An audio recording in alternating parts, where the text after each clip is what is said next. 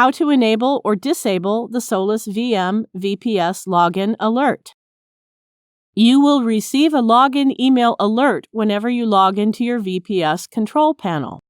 You can disable this function from the SolusVM. However, we recommend you enable this feature for security reasons. Enter the username and password to log in.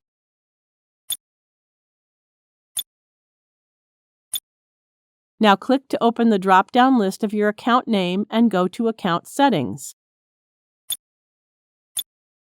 There is a Login Alert option that is currently enabled. To disable it, click to uncheck the box and update the settings.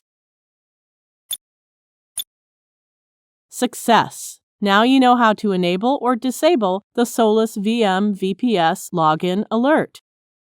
Thank you for watching.